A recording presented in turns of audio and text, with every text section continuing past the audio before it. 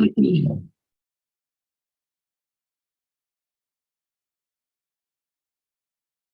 everybody, we are officially live. I'm so excited to dive into another episode of our pre-symposium panel as we ramp up for our executive symposium in a few weeks in Austin, Texas. Actually, not a few weeks, in a couple weeks, August 15th in Austin, Texas, downtown Austin. We're here to talk about how to help employees effectively balance strategic work with tactical work. So we know that when it comes to leading teams and when it comes to getting the most from our organization, especially, growing an organization, whether we're in a startup mode or we're in a more established organization, giving our people the autonomy to go off, get what they need to get done, and then be able to come back to show us that they've made some significant progress in the areas that we were hoping them to achieve is critical to our entire organization moving forward. And so balancing that strategic work with tactical work and empowering our people to do the work that they need to do and to trust them to do the work that they need to do is critical for everybody to move forward. And we've got three great guest panelists with us today who are also going to be at the Executive Symposium in a couple of weeks to share their insights on the topic. So we've got Allyson, we've got Tom, we've got Gavin. Allyson, do you mind introducing yourself? Sure. I'm Allyson Cline. I'm the Vice President of Human Resources at Wind Energy Transmission Texas, where I oversee HR as well as our organizational development. I've been doing this for about 20 plus years. I hold an undergrad in political science and a master's in organizational development. I've been living in Austin for over 25 years, and I'm just happy to be part of this group. And Garrett, thank you so much for the invite, and I look forward to the conversation. And thanks for all that's attending and listening to what we have to say. Yeah. Of course. Tom, how about you? Hi, Tom Scopazzi. I'm head of tech enterprise. I lead the sales efforts at A-Team, working with Silicon Valley leaders like Grindr, Lyft, Discord, and others. Newish to Austin, been here for 3 years, mostly California native, and yeah, we're looking forward to hearing this discussion. Very cool. And then Gavin, how about you? Hey everybody, I'm Gavin Gillas. I'm the CEO of Project Bankman. I'm a former attorney, and I work with small startup teams. Our company builds loyalty programs and fan clubs around communities. Very cool. Awesome. And I'm Garrett Mintz. I'm the founder of Ambition in Motion. At Ambition in Motion, our vision's a world where the vast majority of people are excited to go to work. When they're there, their expectations meet reality. And when they come home, they feel fulfilled. And we believe that starts with leaders. We believe leaders create the experiences employees have while at work. And we create technologies and communities to empower leaders to be their best selves for their teams. And one of the ways that we build community is through our executive symposiums. So we're here to talk about how to help employees effectively balance strategic work with tactical work. I guess to originally just start the panel off, Allyson, Tom, Gavin, what have you found to be effective when it comes to giving your team the right amount of autonomy to go off, get it done, and ensure that they get things done right? Because here's the thing, no one ever wants to be a micromanager. No one would ever admit to being a micromanager. But when the pressure is ramped up and you feel the heat, and whether you got a board, you've got an executive team, you've got investors, you've got a lot of pressures coming at you, it's a lot to just give it off to someone else and say, hey, this is the deadline it needs to be done by. And if it's not done, like, that investment may fall through. Your board may fire you. Your executive team might not trust you anymore. And so trying to figure out what is the right balance to empower your team with strategic work, with tactical work, and just giving them the autonomy to drive forward initiatives is really hard. What have you found to be effective for getting the results that you're looking to achieve while also not burning yourself out trying to micromanage the entire situation? Who wants to go first? Okay. My first thought on that is it starts with your hiring. So, there's different sorts of folks coming from, small startups where there's going to have to be more autonomy to larger organizations. So before I even get to thinking about how do you balance those board responsibilities and giving freedom, it starts with who's in the room.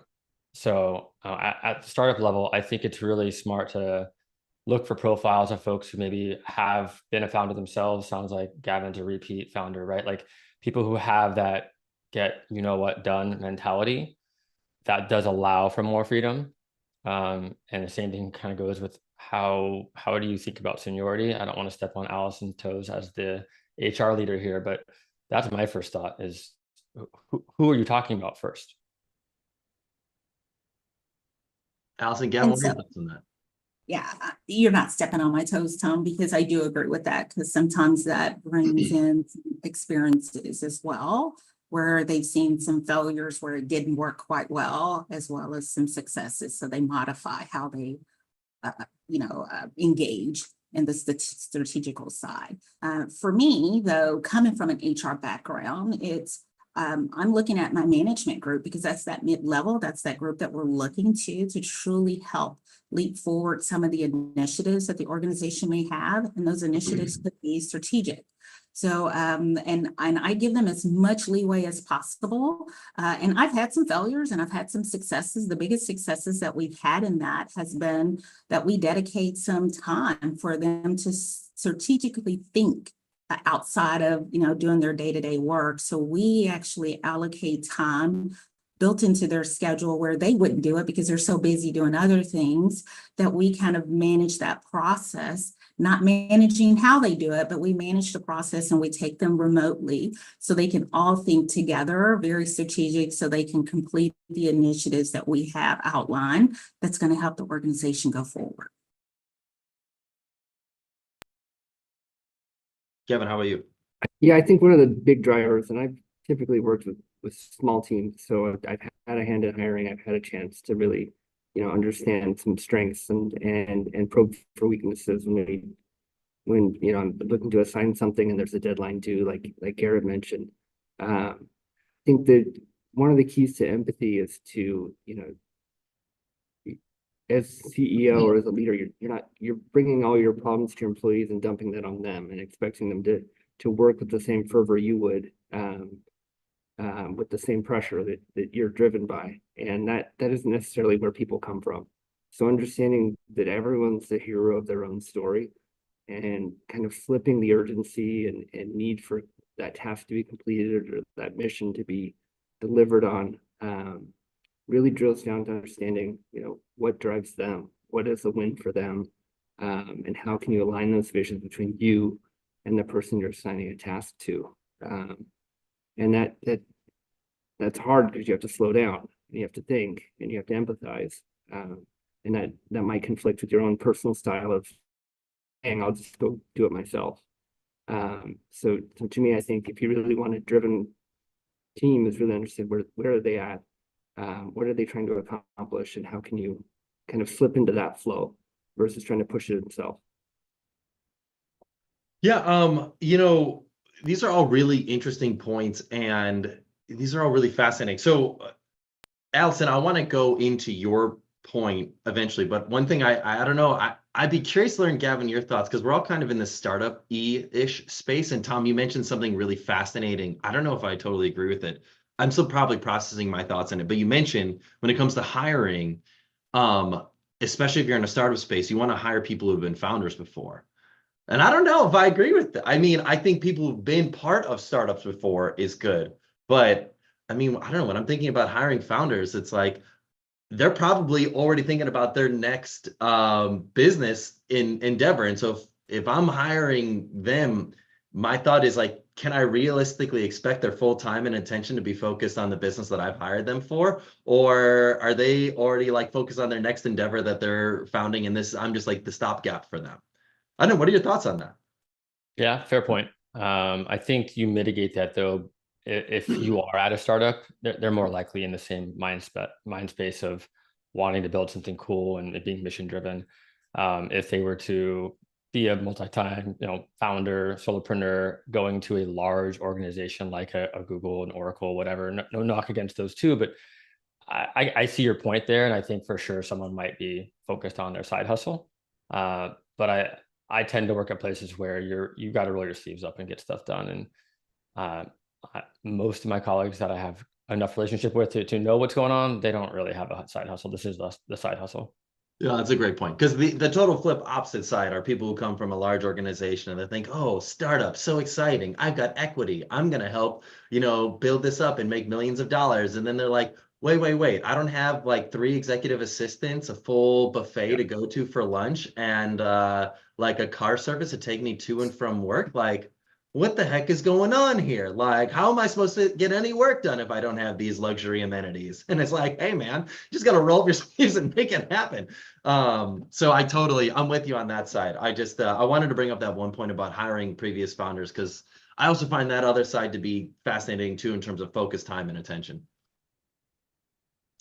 Allyson, you brought up this point of mid-level managers. I think what you do is really smart. So you mentioned that you have a process for giving them the grace to think strategically. I think that's where a lot of companies have missteps. I mean, a lot of times you'll see companies do things where they'll set up a training, or they'll set up, let's say like, hey, get all your work done and like also do strategic work too. Figure it out. Do it on whenever you can figure out the time. And they're like, I'm already maxed out. I'm already maxed out in my capacity. There's no way I've got time for strategic work. How do you go about ensuring that everyone is actually spending their time for the strategic time, actually thinking strategically and creating strategic initiatives for the organization? And why do you think other companies maybe struggle with giving their mid-level managers that grace? I have the luxury of working for a small company. We're 80 employees. And I work directly with our CEO. So again, I said we've had our failures. So we tried it the other way of just, here's the initiatives. We need you to think strategically and help us apply. And it just didn't work. We didn't get the results that we wanted. And so then just thinking outside of the box, I'm like, if we take them off site, get them out of the office and give them that time to do it, then we will probably yield different results. And we did that. And so we tried it and it was very successful. And they enjoyed it and they appreciated it, because the rule was there's no computers, there's no cell phones, you'll have your opportunities, but then it gets your mind thinking in a different way. And we just had the luxury of doing it, and we had the support from the board, and we had the support from our part of the executive management team to do it. And we had our top initiatives and collaborative, because when you're a small company, you have to work very collaborative. So we are very collaborative. So on a quarterly basis, we meet, we check in, we talk, we work, we think. So then they know that now they're accountable for giving their updates, talking about their milestones. So they're going to work even outside of that time that we've given, but then we have that dedicated time to just dump all of the trash that comes in and out, which steals your time in the office. And it's just worked. It's been very fruitful for us. And it's something that will continue and that will probably enhance. But my mid-level management, we're dumping down.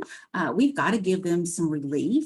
And they appreciate that relief, and they're going to give us everything that they need, that we need for us to be successful, to propel us forward, and to make sure that they achieve the initiatives that we set forward.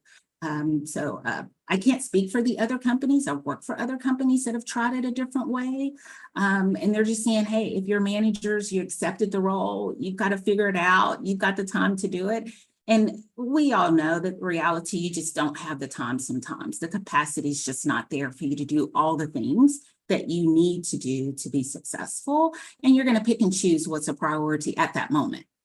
And the task typically becomes a priority because you complete those quicker than you can a strategic initiative.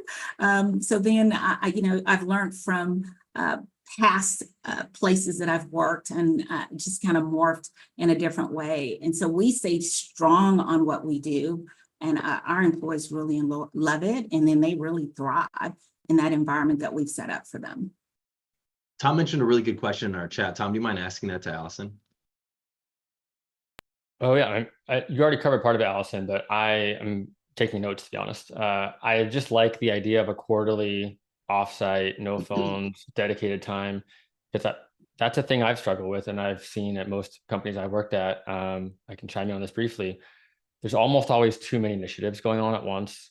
Everyone's spread thin, and you end up with a dozen half-baked things. I just really like how you've described that as a quarterly cadence. Like, how many people are in the room? I'd love to know more tactically about how you guys run this. So it's about 15 of us in the room. So again, it's our mid-level group. It's 15 of us in the room, and we come up with our initiatives based off of our KPIs. And so we get together, we talk about the priorities. I'm part of our executive team, so then I share what we have established our priorities to be for the year. And then we set aside 5 initiatives that we're going to work on. So I've got 15 people, and I say, you've got a committee, you've got a group of people here that should be part of your committee. And then they build their own team based off of their skill sets and where they feel their strengths are. And they sign up to oversee those initiatives for us. And we just make sure that each group has representation, because that's important, because everyone has to have buy-in for a small company. And then we assign an executive sponsor. So that executive sponsor is responsible for also staying in touch and making sure that we meet them. So it's a full process that we have in place, and we found that it's worked for us. But it just makes that accountable. It holds everybody accountable. Everybody then has to represent what they've completed and how they've completed. And then you realize that your task is not your end goal. It's part of the process to reach the end goal. Because again, it's easy to complete the task. It's difficult to complete the full process within the initiatives itself. With that, you mentioned that these offsites have been really fruitful. How do you measure success? Because I think that's something that's, I don't know, in this day and age of like quarterly updates and boards saying like, hey, I need to see this, update within a 3-month period, that could be too short of a time frame to be launching some long-term strategic initiative. How do you go about measuring success and properly setting the expectations with your stakeholders that are expecting to see something? I would imagine your executive team for that very first offsite was like, we're spending how much money to bring our middle managers to where are we going? And what are we? And so I would imagine the patience at first was probably very tight, because they're like, we're spending more money than we probably ever spent on our mid-level managers.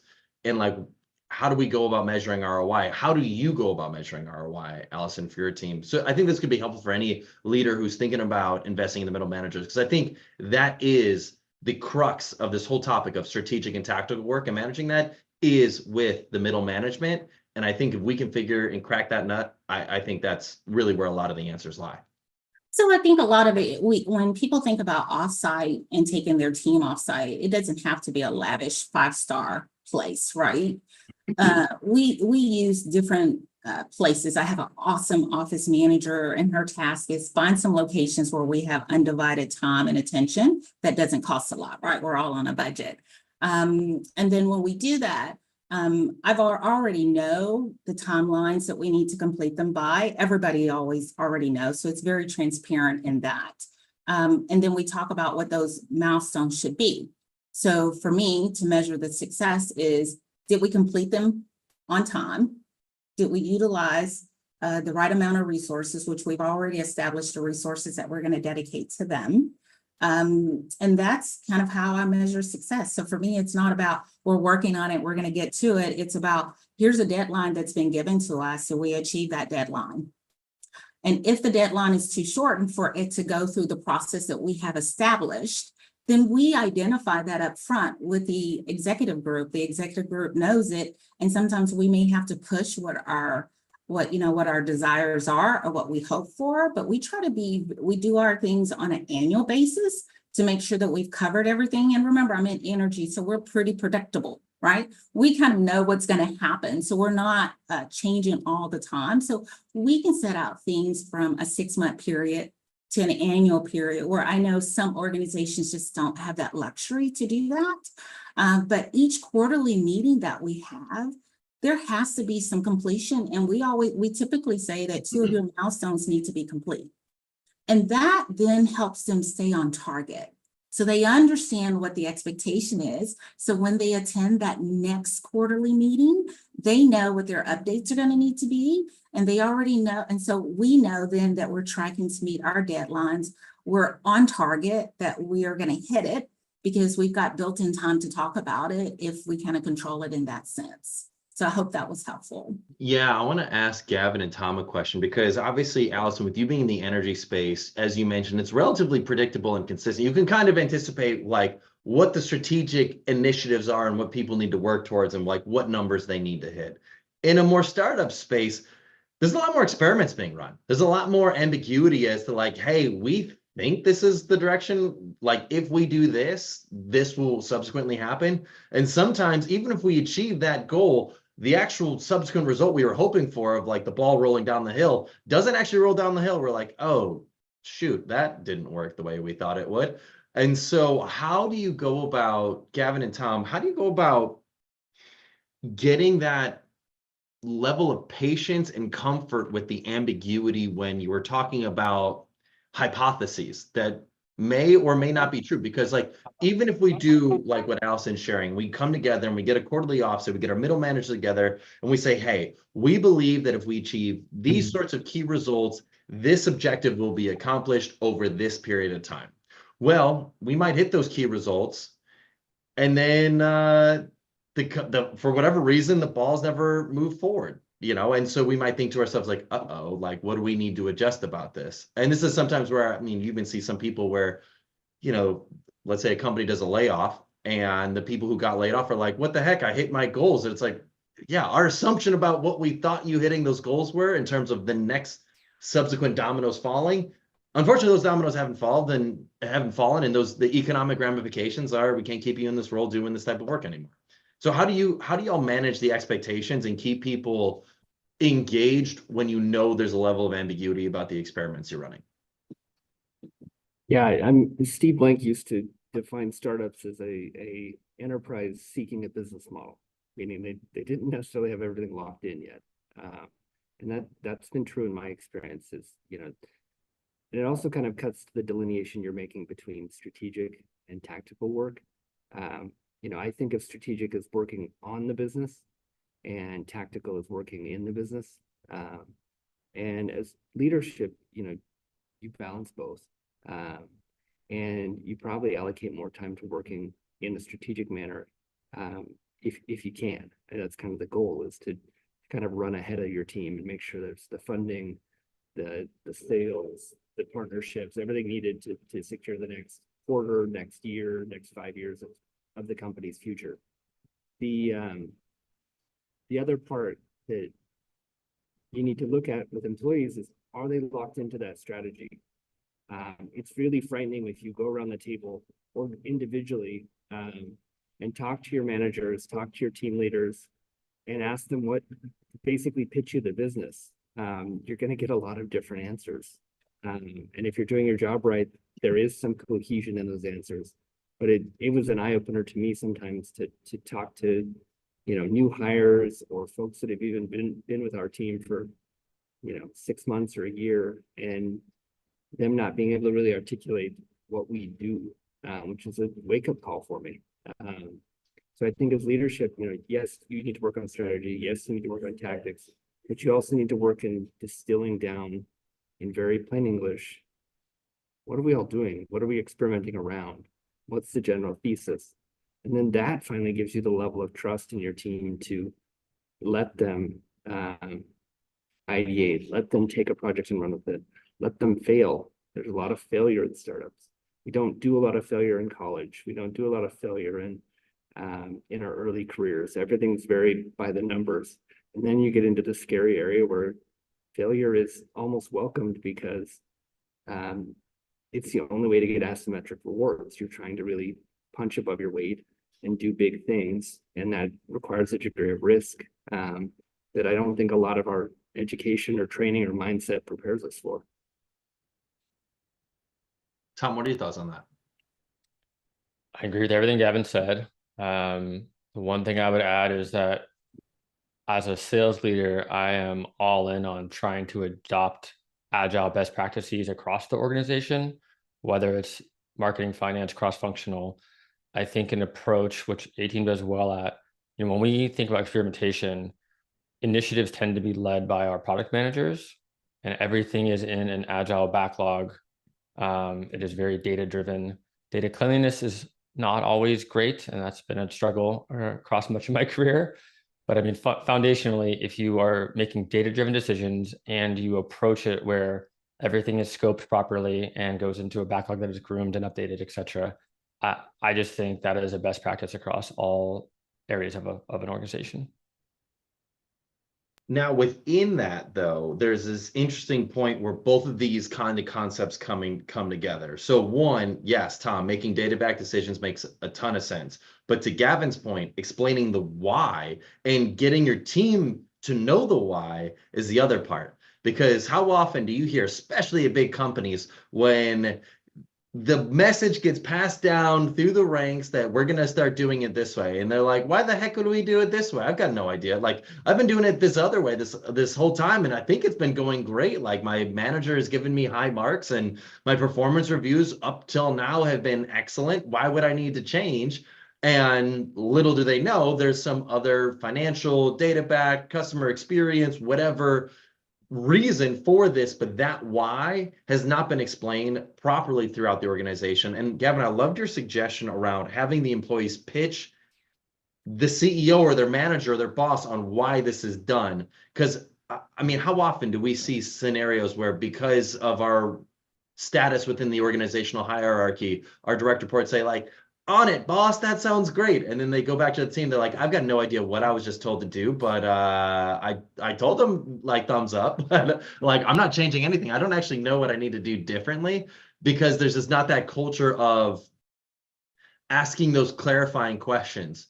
And, you know, to Gavin's point about, you know, a lot of times students don't face failure in college. They don't face failure, or people just don't face failure early on in their life because it's set up for success. I also think a product of that is with asking questions and potentially running the chance of looking foolish for asking a dumb question. But in reality, it's a question that needed to be asked, because if you don't know the answer, you can't actually execute on what's being asked of you. So how do you go about building that curiosity behavior in your team? What have you found to be effective for building curiosity? I probably have a controversial take on this. I think behavior change is almost impossible in organizations, or everyone else in this call is better at it than I am. I don't think there's a lot of behavior change that I can effectively do in the short time I have with each person on my team. What I can control are my communication skills.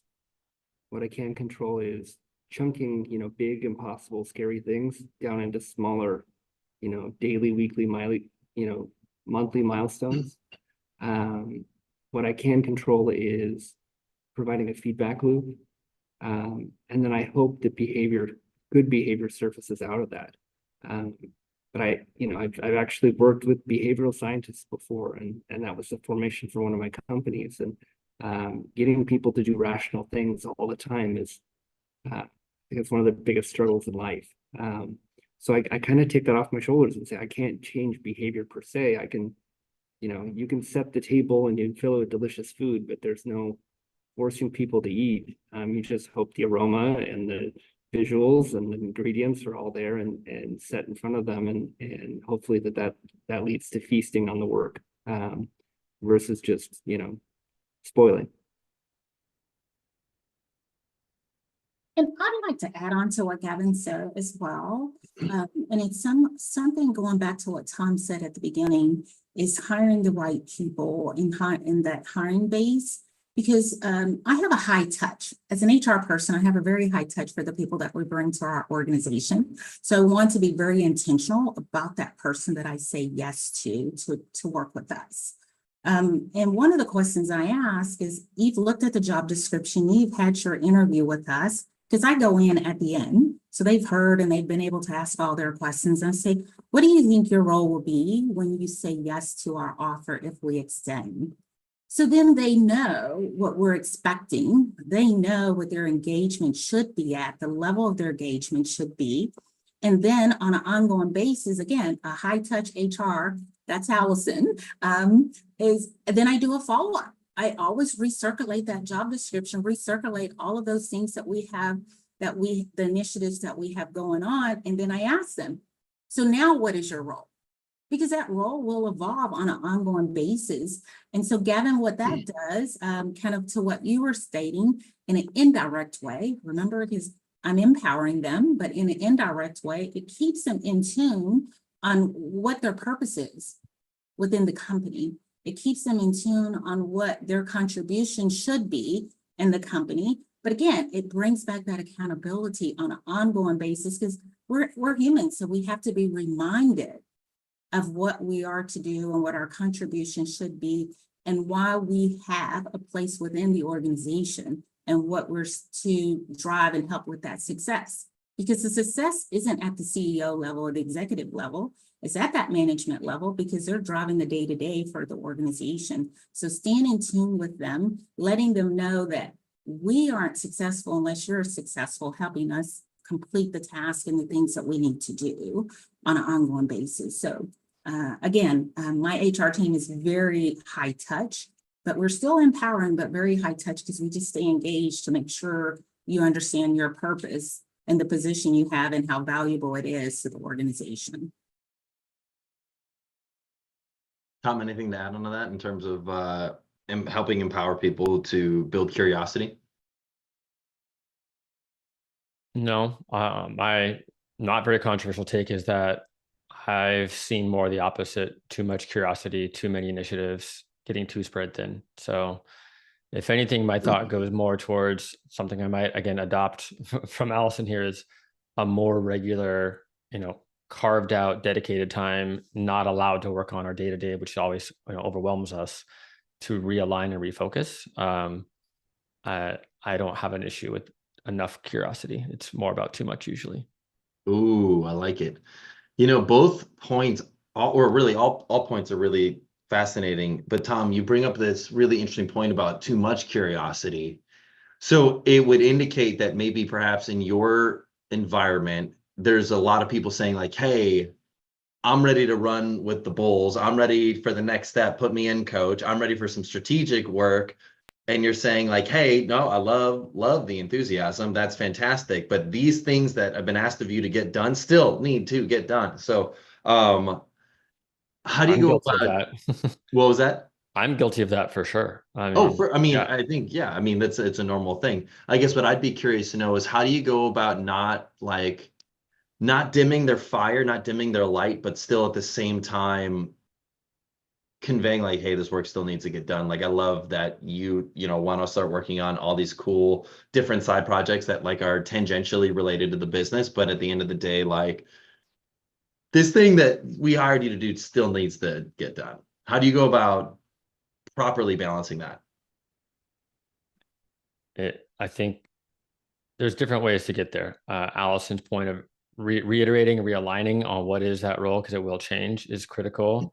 I'd add a quick comment before I answer your question, but that too much curiosity, I wouldn't necessarily look at that as purely a bottoms up phenomenon. It can be top down, bottoms up all across the org is what I've experienced. I've been in places where I loved the team. We were very effective, but it felt like executive leadership would give too many top line initiatives and we would be spread thin. And I've seen it more decentralized. I've just never seen it ever in my 20-year career where there were too few initiatives and we were kind of bored. That's never happened for me personally. Back to your question though, it's accountability at the end of the day. It's just personal accountability. I mean, I don't think there's a secret sauce on that.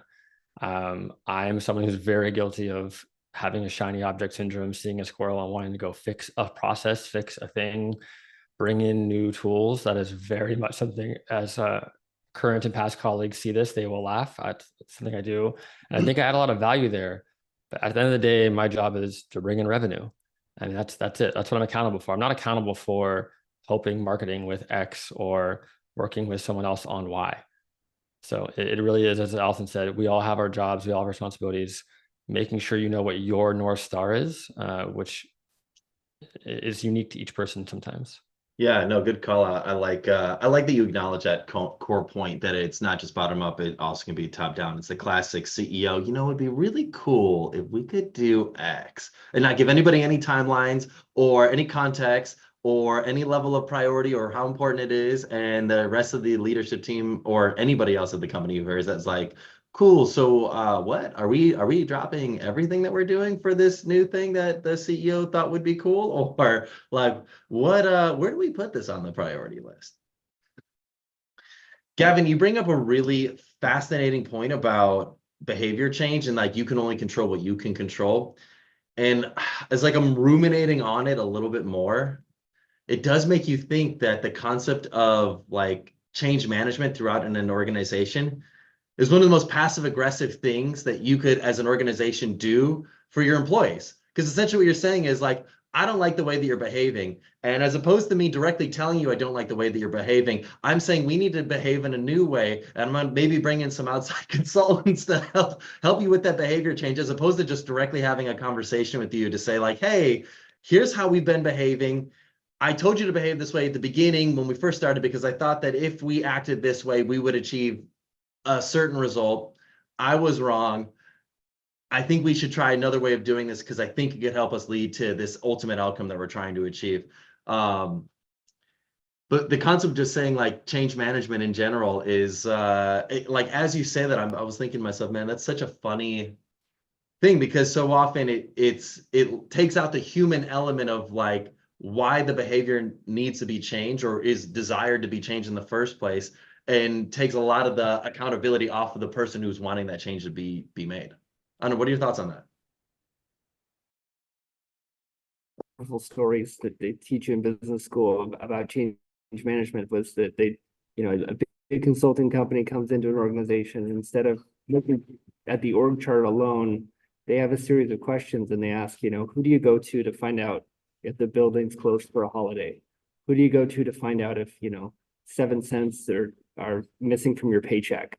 Who do you go to figure out, what the quarterly goals are? And then kind of reorg the company around who those kind of information takers and receivers were. And it found some really interesting things that, a mid-level manager was really driving the entire finance information change for the company. And all of the HR questions are being, answered by the head of IT. And, just kind of discovering these hidden knowledge bases and expertise within the company that didn't match up with people's roles.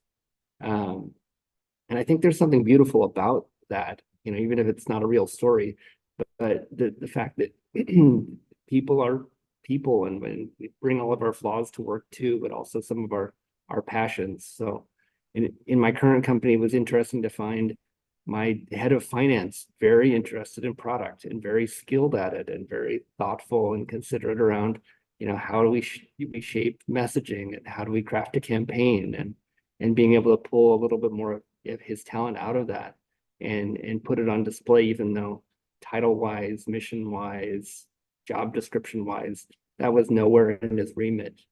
And that doesn't scale with larger organizations, and that doesn't. So I understand the need for consultants and the need for things to be done at large, but there is something beautiful about having a team you work with, whether it's middle managers or the executive team or your entire startup, where you can, give folks these kind of flavor titles and kind of extra expertise and highlight for things that they really bring to work that you weren't prepared for, but can definitely use. Interesting. Allyson, Tom, what are your thoughts on that? Like, why is that model not scalable? Or is that concept challenged? Or can that concept be challenged? I think it's a scalable model, but I think it's how you set the expectations, because clear expectations lead to what Gavin is sharing. If that's the vision of the leader of the organization and it's built into the fabric of the organization, then one, you're going to hire those types of individuals that embrace that, and you're going to cultivate that environment that welcomes that, and that people feel safe and comfortable doing just what Gavin did, identify. The key part of that, though, is making sure that the information that your connectors have is the right information that you want to be shared amongst the staff, amongst the organization. So it's making sure that you are clear from the onboarding never ends, if you ask Allyson. So making sure that everyone understands what those objectives, what those key initiatives are, make sure they understand the policies, processes, and procedures within your organization. So all employees at all levels can go to whomever in the organization. And you are going to have that most outspoken person that will be the one that people will just tend to lean to. And just make sure that that person is well knowledged about the organization, because if he, she is a company person, they're going to have the knowledge. They're going to be your champion within. And I think a successful company that scales that way, that has those planted company individuals, they're going to be successful, because it's not, I have to go to HR, I have to go to my manager. I can go to an individual that I trust, and they lead by example, and they're all in with the company, regardless if they agree or disagree. So I think that's helpful for a company to have that and to follow that model. Tom, Gavin, any thoughts on that? Not much, just to say, okay, yes, and I actually pulled up a real example of someone whose role has changed. I don't want to name names, but it's a 1,500 person company I've worked with for years as a client. And I'm looking at this individual's resume on LinkedIn, general counsel to VP of business development to chief product officer to chief security officer. So lots of different hats there. I don't know if initially you would have presumed that, a decade later they would have done that, but some people, like Gavin said, you never know when your head of engineering is actually a great marketer, and you sort of have to give space, that kind of Google 20% time-ish, let people lean in. And I think that does apply back to your original question. Is that only for startups or big companies? No, that could be bigger orgs, even the largest of companies, because within a BU at General Motors or Microsoft or whatever, there's still freedom to change your role and to adapt and lean in elsewhere, as long as everyone's aligned and there's no gaps that result from that. I think that's the big part right there, because like the devil's advocate concept of like, cool, what are the things that you're interested in versus like, what are you currently asked to do now, and where does it align your strengths and all that sort of stuff. I mean, I've heard scenarios. I mean, Tom, you're a head of revenue. I was speaking with a woman who was a head of revenue for a startup. The startup did not have a lot of their marketing materials together. They didn't have a lot of the core functions. They were just kind of scrapping it along, and she was like their first major sales hire. And so she pretty much had to set everything up. Well, comes year and a half later, and her sales numbers were maybe not what she wanted them to be, and what the company wanted them to be when they first hired her. She was like, well, look at how much time I spent creating our marketing collateral and doing this and doing that. And the company's like, I don't care about any of that stuff. I just cared that you got the sales in. I don't actually care about marketing collateral or any of that stuff. She's like, well, when we had this dialogue 8-9 months ago of like, hey, we're missing collateral, we're missing this, we're missing that, are you all right if I create it? And you said, sure. Like, I went out and created it, and it took time to do that. And, the leadership team had very little empathy for the actual time it took to do the things that needed to get done for that sort of scenario. And so, not to say, I think, Tom, to your point, is like, as long as there are no gaps in the actual work that needs to get done, that's what's critical. And these sorts of examples of trying to empower people to identify cross-functional opportunities for their own growth. So that's one. I know you're looking for spicy hot takes. That's one I will disagree with a bit. And you can look at the public markets on that. And you can look very much right now. A lot of companies have spent an incredible amount of capital expenditure building out data centers and AI capabilities with no ROI yet. And you can see that in the stock price. You can look at, Amazon sort of is known for having really heavily invested the last few years in terms of their business, and you're not going to see the ROI. It has to get done. Like you can't just, whether you're a 10-person startup, eventually you have to build systems and processes. You have to have marketing collateral. You have to have a brand identity. That's a necessary investment, whether you're a 100,000 person company or a 10-person company. So I would actually strongly disagree with a board or an executive team that says, in your scenario, hey, you're head of revenue, you just got to get the number. Yeah, but like, if you don't invest in building that necessary infrastructure, you're never going to scale. So there has to be a balance in it.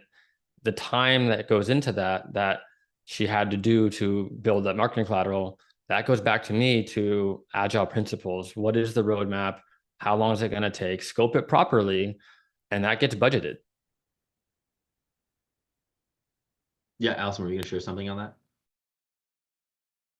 I think Tom covered it well, because that home run, right? Yes, but that definitely is the case because when you're going through the process of identifying what your top things that need to be completed, you're going to give a little leeway, but you also have to have the foundation. That's just a given, and that's where people understanding what their purpose is within the organization. Your main purpose is to build a foundation so we can build off of, but then there's other things that's going to come along the way. So again, I think Tom announced it, he clarified it correctly. Yes, we care about those other things, but there are some major initiatives that we need to accomplish so we can be our external stakeholders can value what we bring to the table as well. So there's a fine balance there.